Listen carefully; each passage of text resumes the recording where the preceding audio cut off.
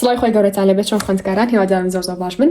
ڤیدیۆی ئەمڕۆمان تایبەتە بە دانانی خشتەی نیوەڕوان واتە بۆ ڕۆژانی کە نیوەڕوانن بۆ مانگی پیرۆزی ڕەمەزان. لەم خشتەیە هەم باسی سعیکردنەکەین واتە ئەو سەیانی کە تۆ ڕۆژانە هاتە، هەم باسی سعیەکانی تاقیکردنەوەکانتانەکەین واتە بۆ تاقیکردنەوەی بیستەکە چۆن بتوانن جەدۆلەدا بنن کە هەم سعی بیستەکەی تیابێ هەم سعی ڕۆژانەشی تابێت و ئیهمالی نەکەن. جابا بە خێرایی بینە سەر خشتەکە و بۆتان ڕوونکەمەوانێ ئەگەر لێتانەوە دیار بێتە سەورەکەم ئەی بینەبێ. لە کاتژمێر 5:30 تا 7 خشتەی پێشووتر ئەینەشت ئێوە هەڵەسن بۆ پارشێ و تاوکاتە هەستاون و نانتان خواردو لە 5:30 دەستەکەن بە سعیکردن تا ساعت 7 باشە.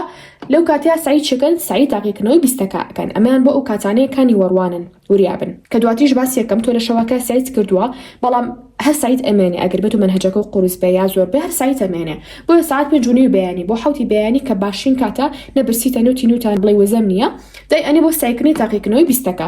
دواتر چێکی 7 تا 7:15 پشوئەی هیچ ناکەی شتێکێکی کە باڵین مشک مرتاحکە یعنی سعی ناکەی. دواتر 7:15 تا ساعت 9 دەستێکێتەوە بە سعیکردنی تاقیکردنەوەی بیستەکە. ئەگەر هێشتا سعید ماوە ئەگەر سعی و نەمابێ ئەتوانی بێکی با پێداچوونەوەی تاقیکردنەوەی بیستەکە باشە. دواتر ساعت 9 تا 9:15 پشوئەن پاشان 9:15 تا ساعت 10 ئەمەیان ئەگەر سعیتان ما بۆ عینێشی سایەکانتانەکەن هی تاقیکردنەوەی بیستەکە ئاڵێم. ئەگەر سعیتان نەما بوو پێداچوونەوەی ئیمتیحانەکەتانەکەنەوە.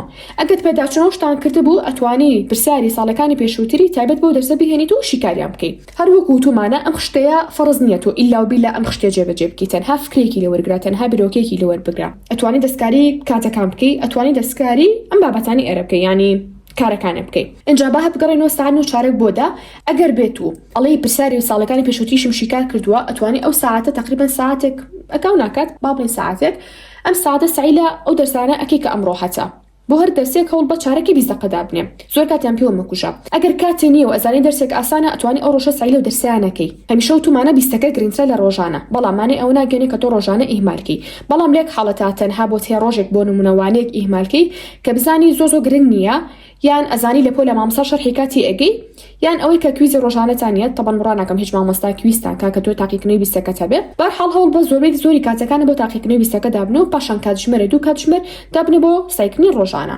پاشان ساعت 10 بۆ 11 ئەگەر بێت و خەو نەهات ئەتوانی سعی لە بڵین تاقیکردنەوەی بیستەکەیەکی ئەتوانی سعی ڕۆژانە بکەی ئەگەر خەو نەهات. ئەگەر خەویشێ هات ئاساییات چونکە تۆ لە ساعت 5 بانێ بە خەبەریە زووتر چونکە هەستاوی بۆ پاشۆ بۆیە لە ساعت بابلین دەوە هەتا 11 ئەتوانی یان بخەوی یا سعیکی ئەویان بەخواستی خۆتانە. خەوتان نەهات سعیکن خەوتان هات بخەون.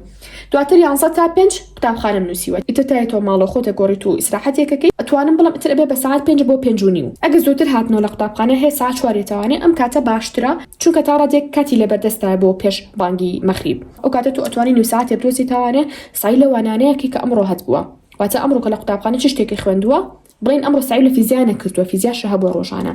یەتەوە ماڵەوە بزای مامۆستاکە باسی چی کرد وتی چی شتێک گرنگە چی شتێک گێتەوە تو زانمانی هەر شتێک بێت پێداچوونێکی گشتی وانەکانەکەی هەر وانەیەک هەوڵ بە دقەی بۆ دابنێ چونکە ئەمە نای پێداچوونەوەیە تۆ جوان لە پۆلا گوێت گرت و تەرکیزی باش لای مامۆستاکەت بووە.